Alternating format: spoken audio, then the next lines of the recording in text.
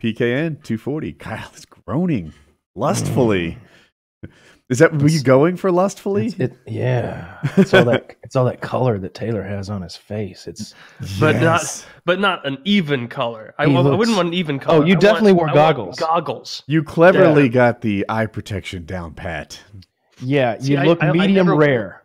Oh, it's a mix of sunburn and windburn because the first day, like I'm not that great of a skier, but I ski hard. When I go, like I don't do like you go down half a run and then you stop and you fool around. Like hate those people. I bomb down the mountain as fast as I can because that's the fun part of skiing is seeing how fast you can get going. Like fuck the moguls and all that. I can do that, but it's hard and it's slow. I'd rather just go somewhere like really steep and really flat and just boom shoot down. And the wind was so intense the first day. We were in Breckenridge that. Like I went to the top of the mountain, and that's in the picture that I sent you guys, where we like got stuck.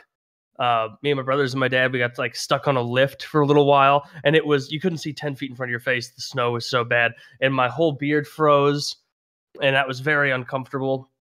And I'd never had windburn before in my life, but yesterday morning when I woke up, I had blisters and like scabs all over the tip of my nose, and it was disgusting. Did you have more skiing to do that day, or were you just ready to heal?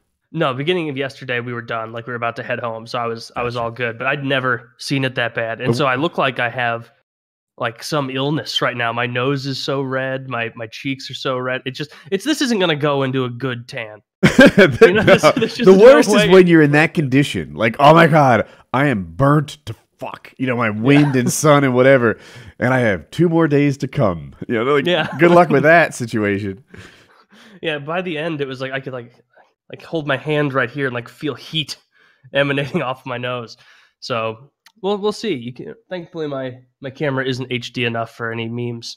Yeah, when I was a teenager, my nose existed in a permanent state of being able to like chip off what used to be flesh. Like everyone's peeled off flesh. Fuck. No. You are but a rookie at the burning game. In my nose, I just couldn't seem to get it to heal. I worked in the sun, so that was the thing. And if you don't know, your sunglasses, if they're reflective at all, and they're all kind of are, it doubles down on your nose. You get the direct sun, then you get the reflection off your sunglasses. Oh, I never thought about that. And it just makes and also your nose kind of points up, and most of your skin is kind of vertical, but your nose can receive a lot of sun. And those things combine to just turn into, it made it really hard to care how for. bad it is for bald guys with completely shaved heads. Ooh. Right? They do suffer. Like you've really got a sunscreen. I've always used sunscreen. I've only had sunburn where my skin peeled once, and it was like bubbled. I'm sure you've had it, but it was that bubbled up thing where there's liquid-filled bubbles of flesh on my back, and I was maybe 13 in How Myrtle big Beach. were they? Like where? Most of them were like quarter-sized, but they were like oval shaped. Yeah. And like there was definitely 1 or 2 that was really big and gross. But, I left them alone, and I don't remember what we did, but I just remember after a few days they were dry and they didn't hurt anymore, and you could peel them off, and it was almost like satisfying to do. But I remember reading like pulling the plastic off of new electronics. Exactly like that. And the flesh underneath is extra new. But I remember reading how much that ups your risk for skin cancer. And my uncle... it was brain cancer that killed him, but it began as skin cancer, and so that always like worried me. And so ever since then, I've always I put on like the really heavy duty sunscreen, and I wear sunscreen on my face every. That's an incredible track record for a 32-year-old to have only gotten peeling skin sunburned once. Yeah, I mean, I learned my lesson that one time, and it was like it's one of those things that you're so uncomfortable for a few days, sleeping on your stomach and like being gross and like not wanting people to see you. That like it hit home.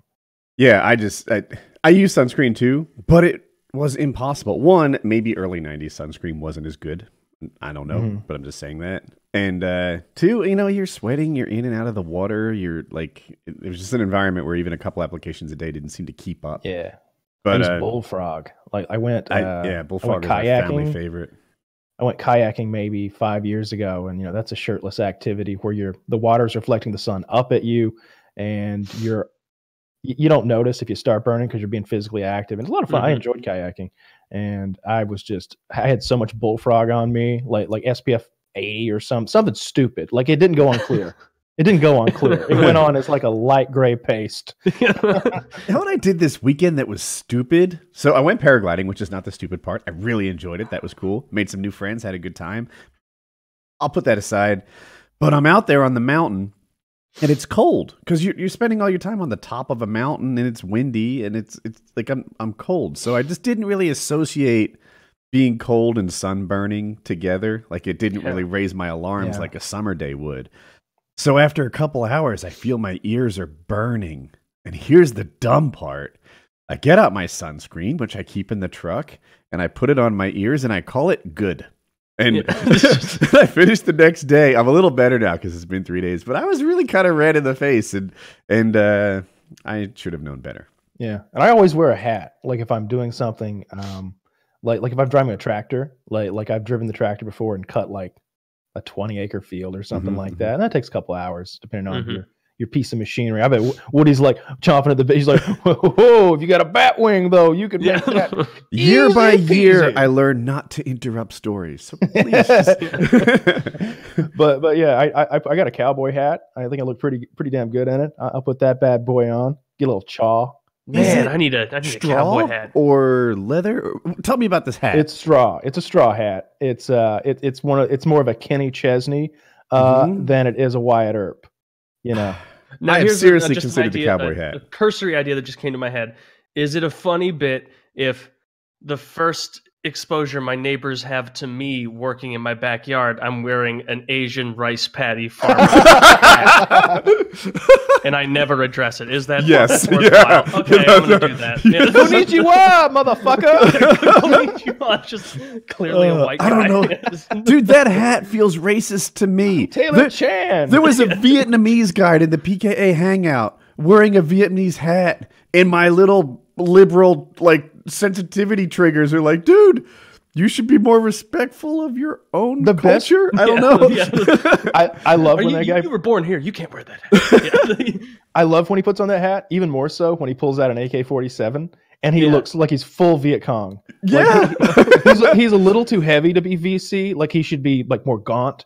Yeah, a little malnourished. Eyes sunken in a little more, a hungry look of desperation in his face. But Agent other than that, Orange. He looks like maybe like the VC general. He's hanging back in the tunnel, not getting much sunlight, but plenty of rice. Plenty of rice, not much sun. Yeah, that's a good idea. I'm going to buy one of those hats and rake my leaves in it. Is that what you were on a pleasure trip you took like a long weekend? No, my dad, and my brothers just went on a trip so we could ski together. We used to years and years ago, way more often. It's just we haven't gone in probably 5 years. And I was nervous going there. I'm like, I used to be kind of good at skiing. I don't want to make an ass out of myself. But skiing seems to be just like riding a bike. Like once you get into riding a bike or ice skating, once you get maybe 5 minutes into it, you're like, oh, okay, I remember all of this. This is pretty easy. I've always resisted calling myself good at skiing because I was good at surfing. And there would be people who live in Philadelphia who called themselves good at surfing. And I'd be like, get the you suck at surfing. You think you know you're shit. Anyone who didn't live at the beach was shit. And I just assume the same kind of applies to skiing. I'm good at it. I live 8 hours away, but trust me, I'm really good. For someone who lives in St. Louis, I'm decent at skiing. So, I can go down any black run pretty confidently. I don't fuck around with the extreme terrain things or the double blacks where it's just weaving in and out of trees where it's I'm gonna hurt myself. I have a friend who lost both of his front teeth because he went on one of those runs hammered and blasted himself into a tree, and he was in the middle of a woods run, and so he ran into it. Thank God he was wearing a helmet, but he knocked his front teeth out, and then I guess laid there knocked out for who knows how long. Where is that? Because I think they were in I wasn't on this trip. I think they were in Snowmass. Where's that? It's near Aspen. Oh, okay. It's just another Keystone or something like that. And he's like, yeah, and I ran into the tree and I passed out and I came to laying there in the snow by myself, and realized that nobody was coming to help, so I had to get down there. So I skied the rest of the way back down. Yeah, back down. And for like the next 5 years, like I'd be like, "Oh, dude, so good to see you again. It's been 3 years. It's been forever." And we'd like sit down to have dinner again, where he like pulled out. I lost both of them. Oh no, you're back. I'm back. Yeah, I lost you. Maybe that was my internet. I don't know. Maybe it was the global Discord service. Let's go with that. It could no be. one takes the blame. Sometimes when I lose you guys, I sit there and put a ping on the stream so people know that my internet is still good. Because it's usually pretty good. Oh, wow, I'm losing. I might do that right now. Don't think I won't. Show them, Woody. Don't let them fuck you up. Don't let them tear you down. I watched a new movie. So there's a movie on Netflix called Triple Frontier. And it's a Netflix original, and it had the makings of a great movie. It's got a really good cast. It's got Ben Affleck. It's got, I think his name's like Charlie Knox or something. Whatever. The guy from Sons of Anarchy, like the main guy with the blonde hair. He was also in Pacific Rim. That guy. He's in it. Oberyn Martell. Oh, Pedro Pascal. Yeah, Pedro Pascal, the Red Viper of Dorne. He's in there, and maybe another guy that I recognized, but basically they're like ex-military, maybe ex-special forces, and the Oberyn Martell guy, what's his name, Taylor? The real name? Pedro Pascal? Is that what he said? Man, internet. Pedro Pascal is his name. Yeah, he and the whole group basically go down to South America, to Brazil, and their plan is to take out this drug cartel and rob the guy. With no permission, just to do it, because like who's gonna say boo, right? Let's just go down here. Let's take out this drug cartel's like money, his safe, basically. Rob him blind, get out of the country, and let's just not tell anybody.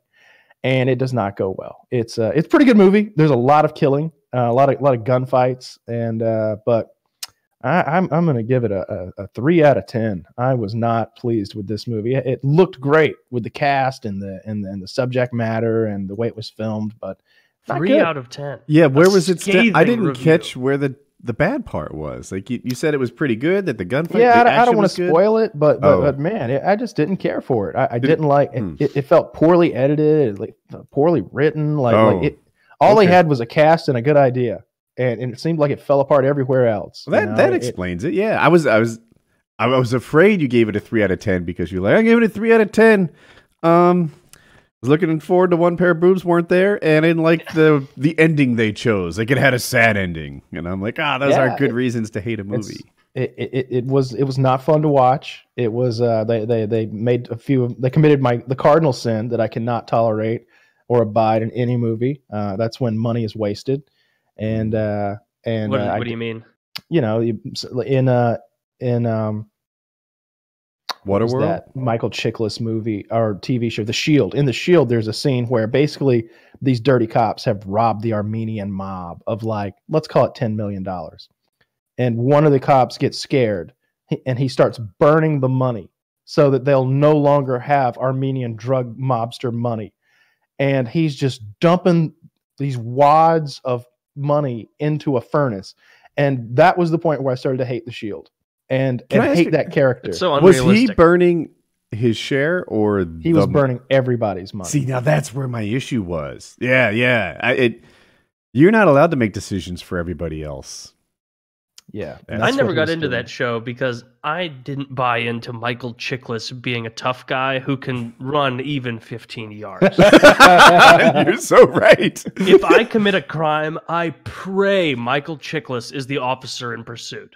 Because I can stop at Subway as I'm leaving and pick up a footlong and then skip away. I suck at running, but Taylor, do you also suck at running? Not suck at. I don't like doing it. It's not fun, but I could outrun Michael Chiklis. Yeah, I can outrun Michael Chiklis too. I don't want to get high on myself. I might have Michael Chiklis as well.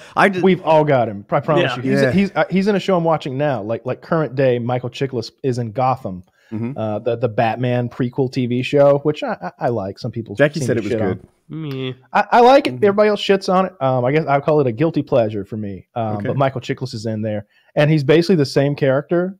He's kind of the captain of the police force, and he's the new captain. He's gonna whip these guys into shape. No more dirty cops. No more slapping suspects around. You see a cop do a thing, you tell me he's going down. And he's huge. He's gotten huge. And his story arc involves him becoming a supervillain. Like he goes insane, and the bad guys capture him, and they put him in like this super suit, and they give him one hand that's just a big blade, and he's the executioner. And he's there to punish the guilty and uphold the righteous, which sounds like a good thing. Cool. But the smallest infraction makes you guilty. And he is judge, jury, and executioner. And I'm just like, I'm not afraid of him at all. I'm like, what a big target he'd be. Yeah. Yeah. What kind of small infractions? Just little stuff. You know, you spit on the ground. Double parking. Chew a bubble gum in class. That sort of thing. It's judge, jury, and executioner. And he's got the one hand that's a blade. The show's kind of bad. I'll admit. It's a guilty No, it sounds pleasure. really bad. Like he keeps sound worse than I thought. They're always it's cocking a their fat guy guns. with a hook hand, but It's one still of those- stick with me.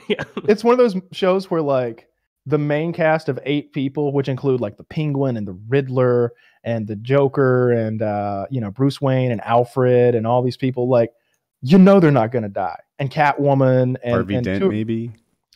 He gets a little airtime. airtime. What is the Penguin's power?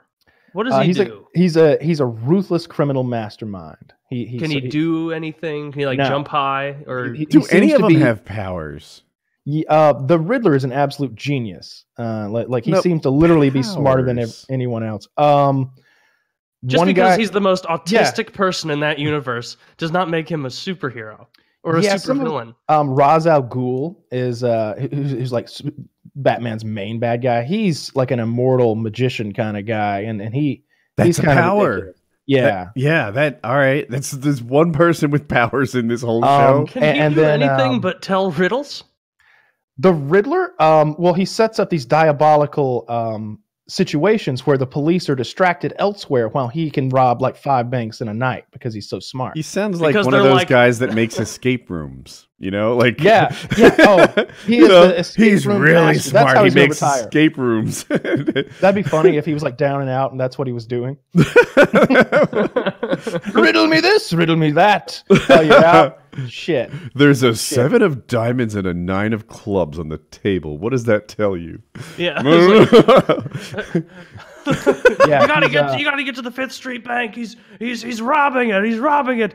I can't figure out if a boy and his doctor are fishing and the boy is the doctor's son, but the doctor wasn't the boy's father. Then who is the boy? Who's on the doctor? He's murdering people. I gotta finish this riddle. Not a lot of them have actual like superpowers that you would like the Scarecrow. He's got this like gas that's ridiculous. Poison Ivy. If she scratches you, you're infected with this awful plant virus thing that just kills you. Okay. And she just can make control you itch. No, That'd it be makes funny, plants. though. So Ivy has a real power. Yeah. Mr. Freeze has a real power. Well, and not a power, but he's got technology. I don't think he's actually a power. He He just has a freeze gun. Frosty. That's like saying suit. I have a real power in that I can shoot bullets. Yeah, that's true. So Mr. Freeze's backstory, and this has kind of been consistent through the comics and everything, was his wife has this disease and she's dying. And so he's trying to come up with the technology to freeze her and preserve her for the future. Now, in some versions, he does successfully freeze her, but he hasn't quite figured out yet how to thaw her back out. And in some others, she dies during the process. As a result of all this, at one point he tests there are multiple formulas where he's mixing like liquid helium and glycol together to successfully freeze a person without their cells exploding. And he tests one of them on himself. And so now he has to exist at like a sub-zero level or he'll just die. So his suit is keeping him refrigerated and his gun freezes people. And his whole crime spree is about getting up enough money to solve his wife's like debacle. So I learned a little bit about cryogenics. Ice gun. In cryogenics, there are 2 things you need to do for this to actually work successfully. One is to freeze somebody super duper quick. And that they can do. I don't know if they can do it on the scale of a human body, but they can freeze things really quickly. The other thing is you have to thaw it out really quick. And that is a sticking point. There's people haven't even imagined the tech where you thaw something out without burning it and making it not die during the thawing process. Have they considered like having a lot of people blow at the same time? Not in the thing I saw. No. The show had an although all the interesting way. soups were cool. Yeah. So like the idea of all those like superheroes that have these alter egos that are kind of ridiculous is dumb, right? And I was wondering how they're going to make this work in a live action TV show.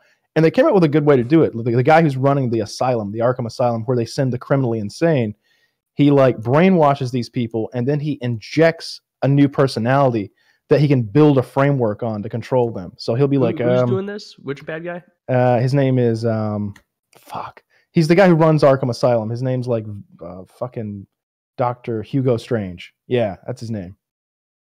And so, yeah. Doctor Strange. Dr. Hugo Strange. Different than Doctor Strange from the Marvel universe. But yeah, it's an okay. It's not a great show. I'm 4 seasons in. So Is it a show that you're invested in a bit, or are you like doing something else on the computer while you're watching? I don't do that. You know, if I'm going to watch a show, I watch it. I want to be able to recount what happened and all that shit. The Joker's cool. The Joker's just ruthless. The Joker, you know, and how in movies and he's always the cool one though, and stuff, like when they'll have like a bunch of like hostages with like bombs on their neck, and he'd be like, "Do my bidding, or they'll get it." Yeah. And he never pushes the button. The Joker starts by pushing one of the buttons. He's like, "Just so you know, I'm not kidding around." And he blows like a Catholic cardinal's head off. And they show it. The head explodes and brains go everywhere. And they're like, "Fuck." And like maybe an hour goes by and he's like, "You took too long." And he blows another head off. And he's got like 3 more heads to blow off. Does the Joker and the Riddler, do those two ever team up? Because they seem to me like they're a good match. Yeah, you know, and all the Penguin too. Yeah. They all team up at one point. They're always backstabbing each other, and like you'll think they're together, and then they'll backstab, but they never actually kill each other. That's the thing. Like the Penguin, professional all courtesy. of them have died at least once, and they'll come back in various ways. Sometimes they'll come back with literal magic. Sometimes they'll come back with like technology. Sometimes they'll fake you out, like, "Oh, I wasn't really dead." It's always something. And that's my main complaint. I need more deaths. There's this one character who'd been in for like 3 seasons, and finally the lady goes, bam, and shoots him right between the fucking eyes with a gun. And I was like, "That's it for you, Butch. I was tired of your character." The next season, the hospital, I guess, had him in a coma, and they were running out of beds, so they dump him in a swamp. Well, the swamp was full of radioactive waste, of course. So he came back as this pale Hulk type creature who's retarded. So now his name is Grundy, and Grundy smash. Oh, Solomon Grundy. Solomon Grundy. There you go. That's the thing that Game of Thrones threw did him in right. a swamp? He killed people. They dumped his comatose body into a toxic waste swamp, and he came back as I did a little research on this. That is not HIPAA compliant. It is not. He came back as a swamp elemental creature. That's kind of neat. Imbued with quite a few powers. I did a little research. Apparently, he's as strong as Superman, but not in this TV show at all. He rips people's arms off and beats them to death with them. Chewbacca used to do that. Not a good show. Not a good show, if I'm being honest. I think I just convinced myself it's not a good show by explaining what the show is about. Have you talked about Captain Marvel yet? We've talked about it. I haven't seen it. Solomon Grundy's way more powerful than I thought. He's got superhuman strength and stamina, healing factor like Wolverine, near invulnerability, virtual indestructibility, and immortality. And that seems like a lot of very good things. Yeah. Immortality and near invulnerability. A lot of these characters are a skinny black girl beat him up with a wrench last episode, so they've toned him down a little. Yeah, this guy's totally OP. Superheroes are oftentimes more powerful than you know. Like you see, I don't know, Captain America do this feat of strength where he punches a punching bag and it comes off the chain, and you're like, "Damn, that's strong." But there's probably animals that strong. Like, you know, a silverback maybe can do that. I don't know. Yeah, probably. But then you see some other feats, like in the comic, like, "Oh, but that's true. But there was this one other time he pushed a moon away or something." and you're like, "Oh my God, like that's another level of strength." Incredible Hulk has healing powers better than Wolverine. He can come back from a drop of blood. I didn't know that. That doesn't seem to be in the books or in the movies, I mean to say. Yeah, the cinematic universe is a lot different than the comics in a lot of ways. I watched a whole video the other day about that, about how the differences between a lot of the characters and between the cinematic universe and the comics. The Hulk is one of those characters that's just been so strong that it's just retarded at times, you know. And there's all those versions of different characters, like the World Breaker Hulk and all that shit. Yeah, it gets a little convoluted. It is a children's animated. I guess I shouldn't latch on too hard on the numbers, but I do anyway. They have to tone it down. Like a lot of these powers, like it would ruin the show if they could do this, right? And it can be tricky to write a good show when they have these get out of jail free cards all over the place. I know I've talked about this before, but you know, like Incredible Hulk has a sonic clap. And this clap is like an energy wave that can make tanks blow away across a field, right? So I don't know what kind of force it would take for a tank to like blow like it was windy, but my goodness, you'd think he'd be able to clap in Times Square and knock all the buildings down or something. Yeah, like, he stomped once in New York, and like the whole eastern seaboard had an earthquake. Is that a real thing? Yeah. Yeah. So if you start introducing all these powers, then it's like, oh, you know, like he could solve a lot of problems with this level of outrage. What my thing is in those like movies, like let's say he's up against Solomon Grundy or some powerful guy that the Hulk needs to take out, and he does his like wham clap, and it like sends out the disc of power or whatever, and the bad guy dodges it. Dodges. Like dodges the blade of power, or whatever the fuck. Okay. Omnidirectional, like, but carry on. Then like what's his name? The Hulk would be like, ugh, now I got to try and punch him. Like they only ever try those moves once. Like if I were him, I would be. That's a solid fire point. Clap, like, but it's always like that, kind of like in like Hawkeye or someone would like take like his super awesome arrow and miss and be like, well, back to the regular broadheads. they never bring a whole bag of those multiple times. Yeah. Why would you bring one? You seem to be well funded. Yeah, you're already the bow and arrow guy. Take every advantage you could get. Yeah, I feel like the explosive arrows would solve every single scenario. You never need the broadhead unless you're. Oh, it's a deer. Well, while we were out fighting evil, I saw a deer, and I thought we'd all enjoy some venison for dinner. No, I only wanted to hurt Loki a little this time. Yeah. Yeah, they all do that. You know, and it makes for better stories. If Superman just always flew in and immediately burnt everybody to death, like, it would, you know, it wouldn't be as much fun. And one of these YouTube comic book guys opened my eyes to this idea that when they're really powerful and the people they fight are really powerful, like Thanos, it's the sign of a mature comic. I mean, they all sort of start just being sort of superhuman, you know, better than human, but regular-ish. And then it just escalates and escalates and escalates. Because if all Spider-Man ever took on were like neighborhood thieves robbing ATM machines, that would get boring in a hurry.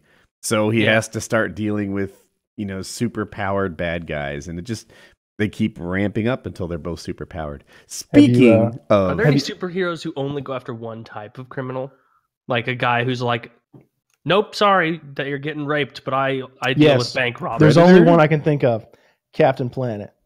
He only goes after polluters. He's never once raised a hand against a bank robber or a street thug that's like, you know, yanking pearls off some rich old lady. No.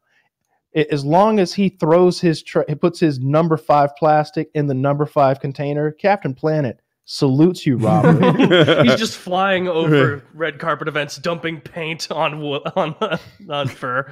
Biodegradable paint. Yeah, I never got into Captain Planet. Captain Planet, he's a hero. You got like 5 kids, each of them with a ring that does different. Remember the poor Asian kid who had to have heart? Water, heart. Oh yeah, that kid's like a little Cambodian fucker. I don't know where he's from. He's got a monkey as a side. They gave him like a sidekick to make up for the fact that his faggy ring is heart. Yeah. Like, you know that he was pissed on ring handout day when they were like, all right, you get the one that can summon fire, you get the one that can like bring earth like jagged rocks out of the ground, and you can really show people you care. I looked it up. Captain Planet was from 90 to 96. I was a junior in high school. I wasn't watching that shit. I was doing junior high school things. I watched that last night, Woody. Where did you see it last night? Never mind. I've got the might be full series joking. downloaded on Blu-ray. Yeah. The full series on Blu-ray. Can you imagine owning Captain Planet on Blu-ray? Have you seen the Blu-ray Don nonetheless? Cheadle? The HD Blu-ray, the new one, the 4K. Yeah. Funny or Die does this whole bit about Captain Planet with Don Cheadle playing Captain Planet. Have you seen it? I have not. Oh, it's hilarious. Oh, it's real funny. It's very adult. It's on YouTube. Well, I'll link it to you later. It's good Captain shit. Planet and the Planeteers. Speaking of superheroes, John Jones is going to fight again. John Jones, I've been on record of being against John Jones many, many times for many, many things, but mostly Pico related. But he's doing something I like. He's fighting. And he's fighting Stipe Miocic. It's a kind of semi-confirmed rumor. I mean, Bones is John Bones Jones. It's his Twitter, so it's not like, a less confirmed source, someone who'd know. He's fighting. That's my issue. Like when I hate it when people get a belt and then semi-retire or stretch their championship reign by fighting once every 18 months. So they get a couple title defenses that last for 4 or 5 years. That sucks. And he's taking on not an easy matchup. This. I don't know who's gonna win this. So I look. I'm gonna root against him. But I appreciate that he's fighting a tough fight. I don't bet against John Jones under any. I didn't say I was going to bet against him. I was very clear. I'm going to root against him. Yeah, I cannot. I cannot see that ever happening. Who was the? Last event, Wonder Boy got KO'd by Pettis. Chiz had money on Pettis. Yeah. Was that unexpected? Oh yeah. No. Well. He was the biggest underdog of the night. It was like a 3-1 underdog. Yeah, very unexpected. Not 3-1 Wonder Boy though. is It was the like guy 2.8 to 1. So that he's very 285. Wonder Boy's the one he's really really good. But he's kind of getting older, past his prime, or am I mixing him up? I think might he's be still mixing quite him up. good. Yeah, he's 34, maybe 36. that kind of describes but Pettis, actually, the guy that won. Yeah, 34. That's getting up there in MMA years, isn't it? This guy hasn't get hit much. He Fair hasn't enough. been hit much. He doesn't look 34. He looks 28 or something. He looks like a Superman. He looks like a superhuman person. He's tall. He's muscular. He's thin, as you might expect. He looks UFC like the fighter to be, result but of clean living. Like he looks like the result skin, of a good Nazi hair. superhuman program. That's what he looks like. He's blonde. He's great looking. Like he's Wonder Boy. Mhm. Yeah, and they call him Wonder Boy. and he's fighting a guy who's coming up to his weight class, who normally fights at 155, even though he's a big boy, but he does. And coming up to 170, and Pettis hasn't had the greatest outings the last few times out. He got pummeled not too long ago by I can't remember who. Tony Ferguson. Tony Ferguson. That's well, when you're fighting crazy, Dude.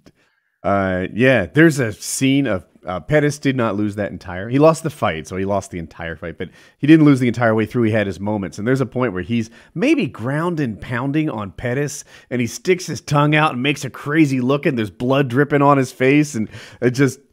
I really appreciate that. Pettis is a fighter. There's a fighter. Like, I love that how he's a fighter. Chael Sonnen has this thing about saying how Ronda Rousey was a good fighter. She was a successful athlete in MMA, but she wasn't a fighter. She never overcame adversity. The first time she had a loss, she got fat and hid in her room for a year. A fighter overcomes the hard spots. They have a spirit about fighting in them. And Ronda Rousey was a great athlete, but it's not a fighter who refuses to lose. And Pettis is a fighter, and I appreciate that in him. Yeah, Lawler is as well. Yeah, a lot of those guys are real warriors in the cage. But yeah, Wonder Boy was putting them together. Wonder Boy was picking them apart. Really accurate striking. He throws this jab from his hip that's real weird looking, and it seems very unorthodox, and it's fun to watch. And he's just softening Pettis up. Pettis is bleeding pretty profusely. Round's got like 5 seconds left in it, and Pettis just Superman punches Wonder Boy in the face and knocks him unconscious, and then follows up with 2 more that he didn't need to. But he's in the cage, whatever. And Wonder Boy was out like a movie, unconscious, knocked out, like for a solid minute at least. Another thing Pettis did I like. So Wonder Boy at the end was sitting on a chair, a stool, in the middle of the octagon. and he's suffering from a concussion, a knockout, whatever. He's coming to. He knows he's alert enough to know that he lost, and he wishes he hadn't.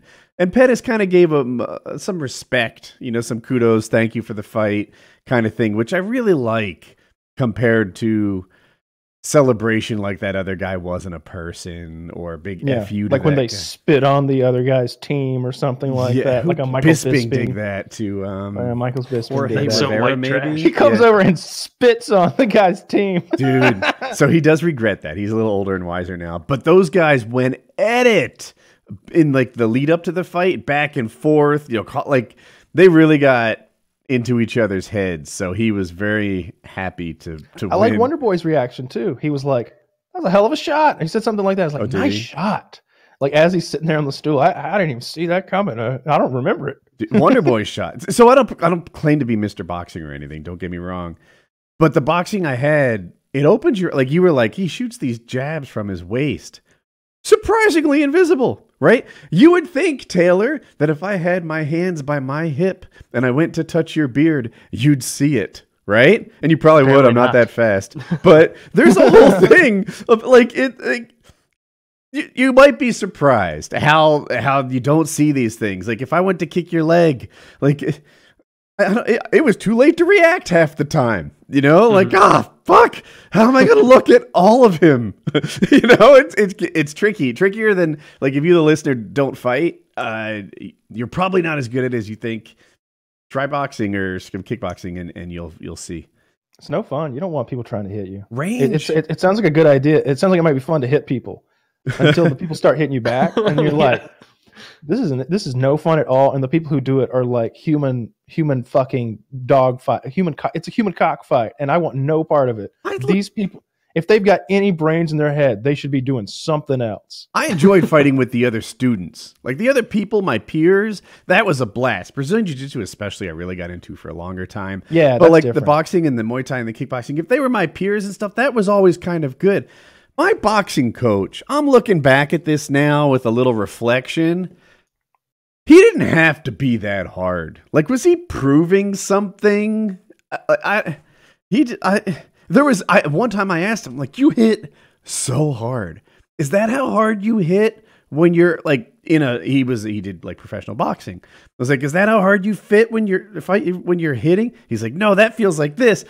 Roughly the same. Roughly the same. And it's just like, fuck, like, and he's making it matter maybe so that I block it properly and I don't half-ass block it or whatever. No, but I don't like that at all. It was more than I needed. It was more than I need. Like, look, I tell dick jokes on the internet. I don't really need to, prepare myself for the ring. The sparring that I saw go down was pretty light. There'd be a bloody nose or a mouse under an eye. Yep. Maybe once a night out of like 6 sparring sessions or something like that, like 6 different groups of people going at it. For the most part, you get a little red, and that was it. And I didn't take part in that. I was just watching that on the sidelines. You didn't spar? Sparring was my favorite. Fridays we hit each other in the head, which is funny, but that's how we did it.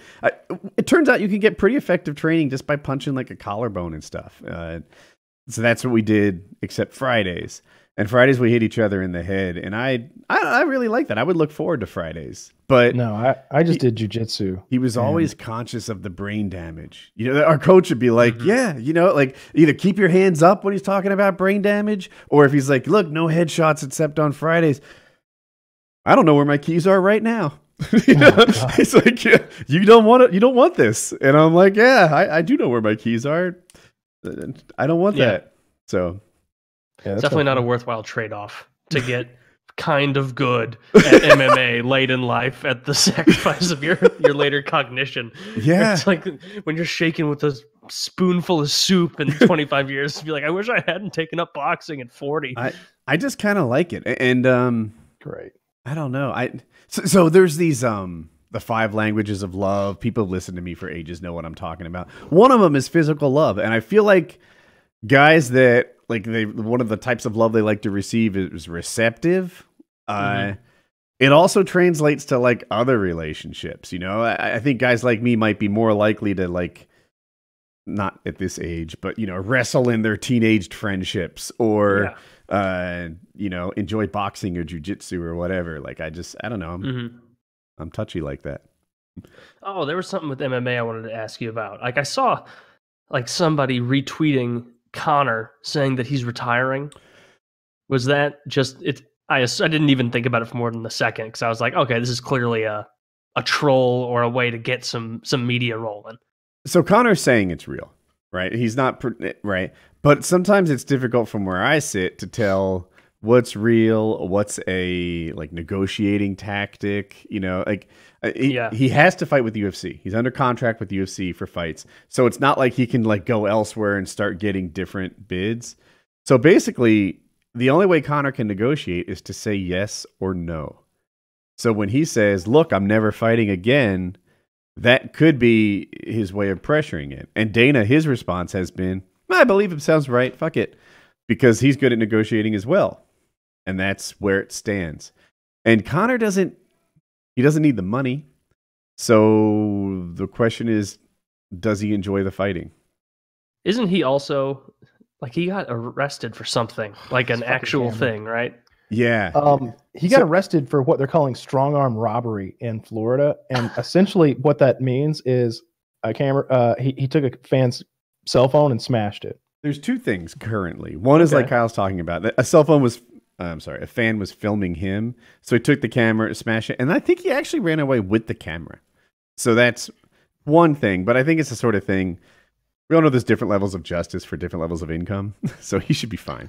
Well, what I read on that, like just to interject, was I guess that calling that sort of thing a strong arm robbery is a thing they do a lot in Florida at that beach. For like various types of like assaults and like petty crimes, and that it's basically a misdemeanor and not a big deal for like average Joe guy. I'm not trying to defend him. Although I will say this, I bet we could all imagine a scenario where someone recording you or taking pictures of you on the street could be incredibly frustrating and annoying. We probably wouldn't smash a camera, but on a super quick aside, last year I met a paramotor fly-in. At a paramotor fly-in, I'm actually famous. Not really famous, but in this event, I am. I'm sick. I go back to my trailer. I close the door. I lay in bed, and I just am sick. Guy knocks on my door and wants me to fix his paramotor for him. Mm-hmm. I'm a people pleaser, I guess. I'm like putting shoes back on, and I work on his paramotor until thankfully a friend of mine takes over and actually fixes it. Take that, multiply it times 10,000, and you have Connor's world. Rain, shine, sickness, health, everything, always. Anytime someone sees you, they want a piece of him. If I saw Connor, I'd want a piece of him. I'd want a selfie. I'd want to say hi. I'd want a thing. Rip a button off his shirt and get my ass kicked. So I can imagine, like, I got annoyed and I'm still low-key sore about it. That times 10,000, who knows what kind of asshole I'd be. Yeah. That's true.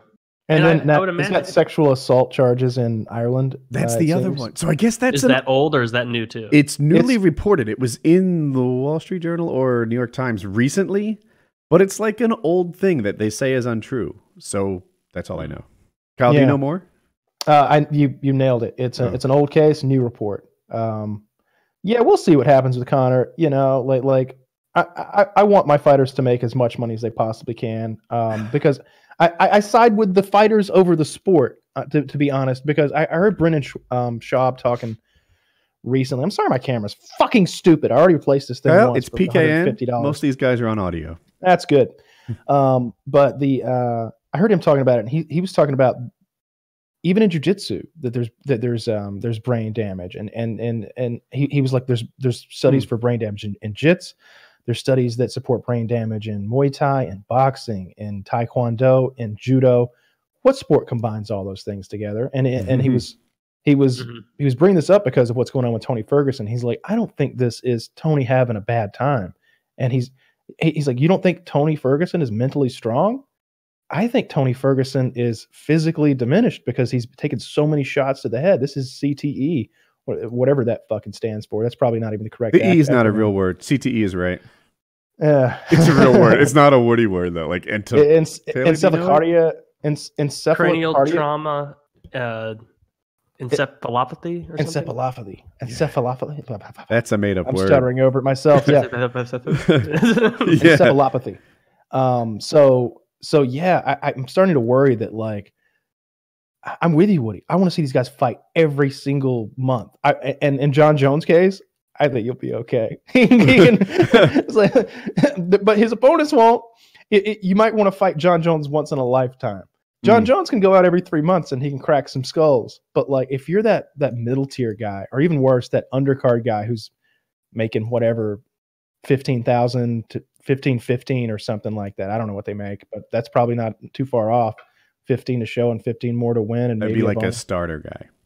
Yeah, those guys. Jesus, you're doing a lot of damage to your fucking brain. You know, those guys. They put the highlights that are on the MMA subreddit are often people getting fucking cracked, just taking a shin to the skull or just getting caught on the chin. And then, you know, they always follow up with like 1 or 2 more when they're on the ground. And it's like, I feel like those are just as bad. You're completely unbraced with a mat behind your head. And the ground itself is sometimes the biggest hit. The way they fall. When Wonder Boy fell, did you see his head bounce off the mat? I don't remember it like you do, but yeah, and I've seen that bad. a million times. I bet Taylor has too, because it's also a hockey thing. Yeah, except they got fucking helmets on. They don't wear them very well oftentimes. Fair enough. But yeah, they often come off. Yeah. I love mixed martial arts. I really do. But goddamn, I feel like our favorite martial arts stars in 20 years are all going to be retarded. There's a guilty pleasure aspect of it for me. I love martial arts. I love the heart that it takes to do it well. I love the guys that demonstrate heart, that have their comebacks, that don't quit. That's one of the dude, if I never met Joe Lozon, he'd still be one of my favorite fighters ever because of the heart. That guy, oh my God, there's no quit in him, and that's amazing. I love that about fighting, but my oh my, there is an intellectual part of me that understands what's happening to them, and I don't wish it upon them as much as I thank them for doing it. Yeah. This is the best head bouncing one I can think of. And here's one. Here's the question that answer it for any of us. Like, would we want our child to get into mixed martial arts in a competitive format? No. Of course not, right? I mean, but I'm going to push him into hockey, so I'm a hypocrite. That music people heard was this video Taylor linked. I didn't want people to think that I was like moving away from the. Yeah. You know what? I'm just gonna pop on Spotify when they talk. So it seems like the worst like knockouts are when like the head doesn't just lay on the ground afterwards. When it does like that cocked up thing where like their head isn't like even laying down. It's so tense, like it looks like their neck shattered. Yeah, that's a weird response that your body's having. That you're completely out now at that point. I was watching the video. Are we talking about the fencing response? I don't know. When your body sort of when your hands go up. I don't know what it is that makes but sure. Like when your head sort of goes down. Yeah, like that. Oh, I don't know. Like if you watch one. this clip, like watch the way after he gets knocked out, his head doesn't lay on the ice. It's like tilted up, like he's trying to look at his sternum almost. And I don't know what the hell causes that, but it can't be something neurologically good. Yes, yeah. And I was going to say, I see the fencing response because one hand is up, but the stick complicates that a little bit. Oh, I'm on the wrong one. Yeah. So, man, that's such a dirty play. I know all about that play. I've laid it out before. I want to say the dirty intent behind that was a 4 out of 10, but the way that it played out was a 10 out of 10. Like if people don't know, hockey enforcers are supposed to fight each other. If I want to fight you and you're also an enforcer, the code is you kind of say yes. Brashear said no. And I think there was something else involved. Like Brashear was being the bad guy all fight long, and McSorley was like, hey, let's do this. And he's like, nah, I'm good. We'll just take our win and move on, which breaks hockey code. So he intended to hit him on the shoulder, he says, with the stick. And it was kind of a light hit, but he hit him on the side of the head. And then the head hit the ice, and that made it a terrible, horrible injury. Yeah. Sometimes that hockey code is dumb, though. Like, there's this guy who's like, he's one of the smallest guys in the NHL. He's like 5'8" or something. Paul Byron. He plays for the Canadians. Okay. And he has a history of concussion problems because he's fucking 5'8" playing in the NHL. And somebody like jabbed at him or did something to one of his teammates, and he did like the hockey code thing of like throwing it down and putting up his dukes, and the other guy beat the shit out of him, like caught him with like you know how you watch those fights sometimes and like a non-fighter will go up against a fighter and you can see the fighter be like, oh, now's the time to unwind my like cartoony wind up punch to really deliver it. That's what he did. He hit him with the hardest uppercut and he's like staggering out of there, and now he's out again because he got punched into another concussion. That must like, imagine being in a sport where half of it is hitting people with your shoulder, but your head is shoulder height. Yeah. Good luck with that.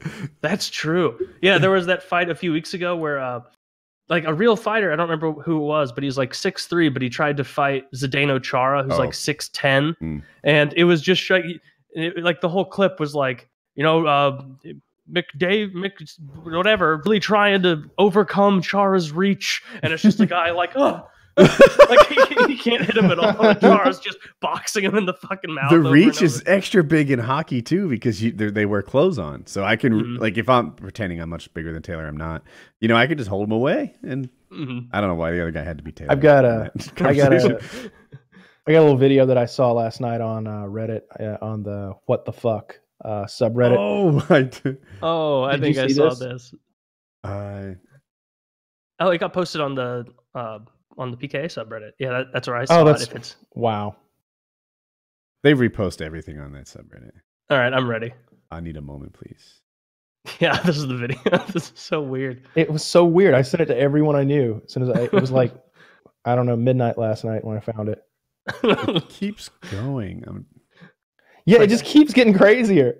Like it's crazy immediately, and then it's great. It's only a minute long, but it feels like a movie. I'm ready. All right. Ready, set, play. Break. Me too. Damn, that's a pretty big blunt. You call that a blunt? This is a blunt. It looks so big. It is. It's in a toy car. And he's playing that music. Yeah. He really is playing it. I didn't catch up on that. So there's a midget, and then her. She's not young. And then another midget. Look at these push-ups. You see push-ups? Yeah, the little midget does the push-ups. I think you might be ahead of me. She's eating ass on my screen. Yeah, you missed. I missed it? Okay. Yeah, it's fine. She does like she starts in push-up position and goes to full inverted like handstand push-up. Oh, yeah, I saw that on the first watching. I don't know why the little one is showing her butt. I don't need that. The big one is got a big ass though. I don't. The full-sized one? Yeah, the normal-sized human being. I watched that video and somehow this is on me. I expected the little person and the what I'll call medium person to be more angelic, right? Like, oh, you're born with dwarfism. Surely you'll never smoke pot or twerk, you know, like or cherubic. Yeah, you'll forever be a child, right? And now I'm like, oh, I think that makes me an asshole. Yeah. No, motherfucker, I take cock. I like how they start the video with like a class 5 midget coming in, and then a class 2 midget comes in. Yeah, and you get that comparison. Like, imagine being even like imagine going to midget conventions and being short. That would suck. The class 2 midget walks in and she has sunglasses and a jean jacket on. So I'm like, this doesn't seem appropriate to have a 9-year-old in here. And then once I see her a little more closely, I'm like, she's not a 9-year-old. She's an adult who I expect to act like a 9-year-old. Yeah. Confirm to what I think you should be.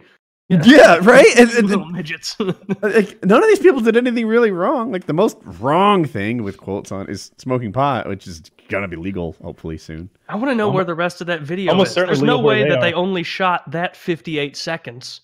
What else is out there? That went up for hours. What is this? That went up for hours. Texas has a bill to decriminalize. I saw a couple days ago, but that was almost certainly in California.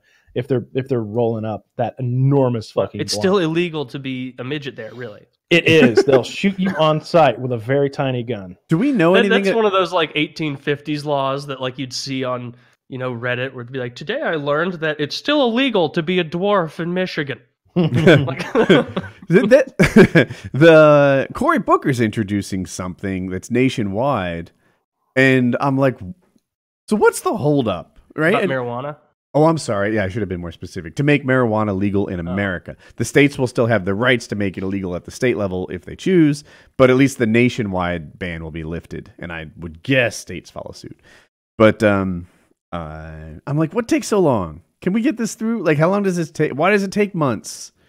Who's the holdup? Is it probably Big Pharma? I was about to say that. I don't know. I don't know what the scoop is, but couldn't Big Pharma make a lot of money? They should just get on board.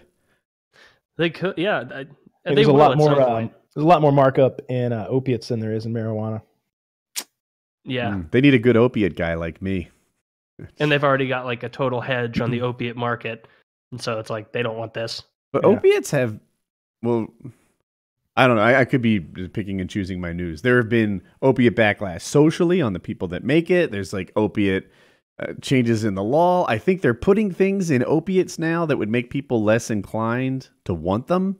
Not less addictive, but like I think it makes the experience suck a little. I didn't hear. Maybe about that's why I don't like opiates. Yeah, they do weird things to opiates, or not to opiates, to all kinds of things that people start abusing to make them less attractive to their abuse. Like I've talked about the compressed air before that you use to clean your keyboard. Mm-hmm. Yeah, fucking degenerates get high off that shit. So now if you were to like spray it into the air in your room trying to be Mr. Freeze and some lands on your fucking keyboard, then you touch the keyboard, then you put your finger in your mouth, it's like you licked a stick of deodorant for the next 3 hours. I forget what they did to opiates, but they made them less pleasurable. And I hate opiates. I don't like it. I don't like them either. If they prescribe me ibuprofen opiates, I see if I can make it on the ibuprofen until things I've get better. So some of them makes me really itchy. I've been prescribed a few things. Same here. The that cough syrup. A Tylenol 3 I think has I don't know what exactly. Oh, that's the one. It's got some kind of pain reliever in there. Yeah, it's got an actual like narcotic in there mixed with the Tylenol. I enjoyed those. Like I was prescribed them when I got my tooth cut out, and it was like, fuck, I see how people get addicted to these and have a problem. Because like it has codeine. Codeine is my favorite. I got codeine that time before when they gave me the cough syrup that was codeine. Dude, it's the best thing ever. It's the best thing ever. You feel so like relaxed and chill and warm, and like everything feels real happy. It's great. Kyle's codeine endorsement is as effective on me as Limitless's Adderall endorsement. Like suddenly I just want these things in my life. Like I guarantee you that first of all, well, it wouldn't be safe to do what I'm about to suggest, but if you went paramotoring and once you got up there, you had yourself a couple sips of codeine, you'd be like, maybe Dad's right. Maybe there's got to be a God up there making all this beauty. There's got to be a man up in the clouds who's making all this glorious goodness up here. Maybe I should be the passenger in this scenario. I did that. I know. I try to avoid paratalk, but this weekend, there was a much more experienced paraglider pilot. This is no motor. And I convinced him to take me up. We flew for less than an hour, but a while. And he just explained all his decisions the whole time. It was like a mind meld of like where he was looking for lift and mitigating risk. And I was his passenger. And man, I want everyone to have that experience who has my interest, which is that's right. But I goof on it a lot. But like I would definitely do it once. It's just not something I could see doing as like every weekend. Like for me, I would I like fishing maybe twice a year. Maybe twice. Fly fishing is fun.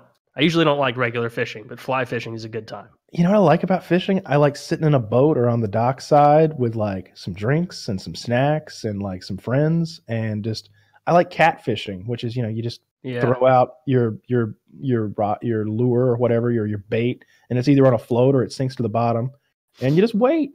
And when they bite, there's these moments of excitement. I guess this is all fishing. I don't know what I'm doing here, but catfish are huge a lot of the times. You'll get 15, 25-pound catfish, sometimes 50 or 60-pound catfish. And it's kind of, it's fun. They're enormous. The best part about that experience to me, Midwest and South, think they're gross.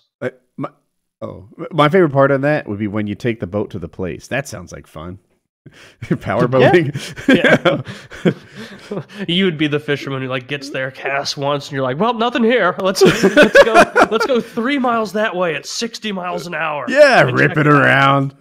You would be the most the annoying guy there, because I was fishing like on a trip with my family in Florida last summer, and like we were on a boat fishing like with a guide, and like some dick like 30 yards away comes by at like 25 miles an hour, 30 miles an hour, just and the guide's like, well, everybody reel it in, we gotta move, because that guy had to come by screaming. And I was like, oh, I had no idea that like one boat doing that is enough to apparently scare fish, which doesn't make sense, because those fish should be used to boats. They should be like squirrels on college campuses who are like coming up to eat out of your hand, like, which is what squirrels on college campuses Have are you ever been or underwater geese. listening to a boat? Yes. No. Is it really loud? Scary. It's scary. I didn't care for it. You probably got more experience, but I was diving in the lake and I heard a boat and I was terrified. I have a lot of experience with it, and it's still scary. So unlike your normal sounds that you hear every day, you get a real good. You don't have the same vibe for distance. As far as you know, that thing's about to cut your ear off.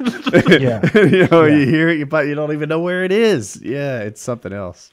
Yeah, Okay, we were in a I'm cove scared. at nighttime, and me and a couple of girls were like jumping off my dock, and we were throwing like these LED lights down and letting them sink to the bottom, and then I'd dive down to the bottom and get them. And I wasn't far down, like compared to like the rest of the world's divers, but I might have been 12 or 15 feet. That's farish. Yeah, and I was getting to my limit, and I could hear these, and I'm like, is it? I don't know what to do, because I'm running out of oxygen very soon. It's time to come up. But like, what if he's gonna like pass right over me and hit me in the head? And neither of these bitches are gonna rescue my ass. I know that. They can't rescue an LED light. No. There's a reason I'm going for the lights, and they're watching. That's funny. I just picture it as like a weird kind of mating dance to get laid. Like, look at what I'm capable of, ladies. Light retrieval from the bottom of the lake. Make children with me. This is a valuable skill to pass on. And are they subconsciously like, I should breed with this guy? This display of physical prowess is working for me. I don't know what girls think. That's how women think. Definitely I will works. present myself to him later. I mean, where were they going to go? I mean, only one of them had a car, and she Is didn't the know where she implication. was. Sure. She didn't know where You've just she was. shown how hardcore you are by diving that low. Now they know that you've got the stamina to catch them if they get an idea. Oh yeah, absolutely. Oh, I thought you were going somewhere else. I was like, that kind of breath holding ability will come in handy later. Absolutely. Fair enough. Both of those things. Yeah, due to the implication, that was a given anyway, because they didn't know where they were. Yeah. I don't know if you ever came to my lake house, Woody, or saw it, but No, I think I came to the house after that. yeah, we were in the middle of nowhere out there. It was remote. Did the All my internet neighbors suck? were.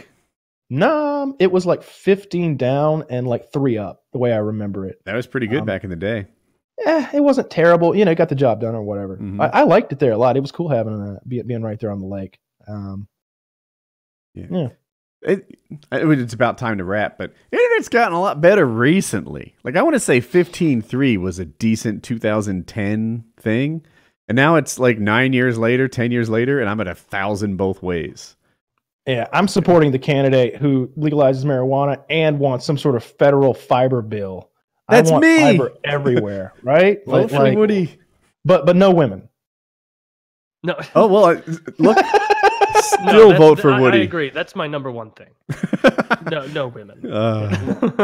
All right. Yeah, I hope Trump pulls some stuff out of his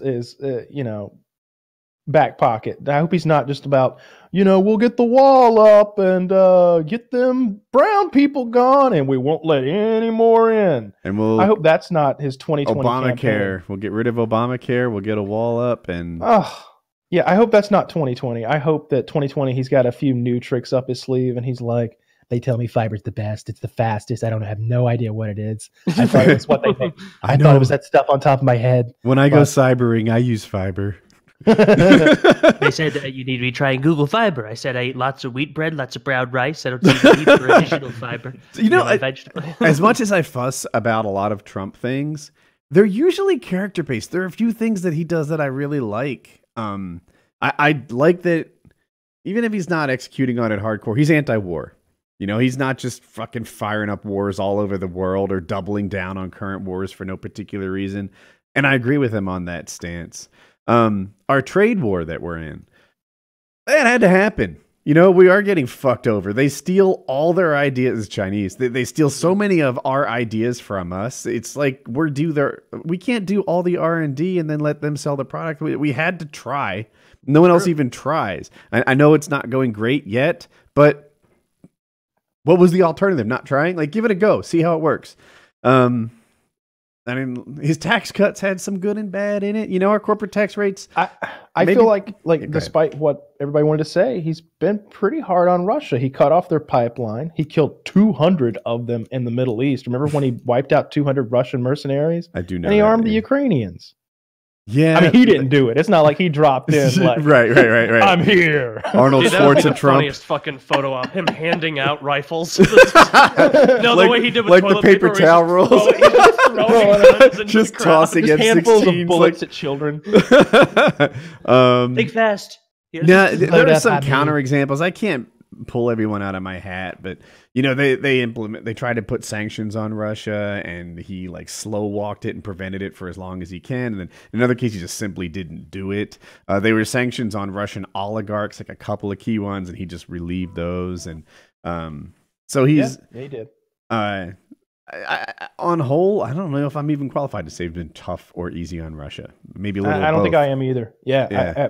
I think there's a lot that we just don't fucking know about because it's geopolitical craziness, right? Like my experience comes from watching House of Cards. One of those oligarchs might have had like some key information on an Iranian sneaking nukes into the Middle East, and it was like, hey, if you turn my money faucet back on, I'll give you Hamid Akben Baradou. Yeah, he wanted to pull out of Syria, Afghanistan, and Iraq, right? And a couple of presidents, I want to say Obama had a similar thing. And then once they try to do it, somehow they get him to change his mind. And from my chair, I can't see what they said to him. Maybe it was a rational decision to stay in Syria. I can't tell. But they all seem to land that way. Are they all corrupt in the same way? Or dumb in the same way? Or we just don't informed know. in the same way. That's better. Yeah. So, I mean, all of your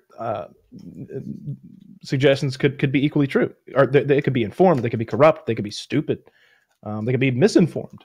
But they're all getting the same information and coming to the same conclusion. something made Trump change his mind, which makes me lean towards the informed part. But I don't know. All right, Taylor's got to pick up a rental car. He's got some sort of weird shenanigans going on. Oh, all right, cool. All right, Who knows? PKN 240. Yeah, good night, everyone.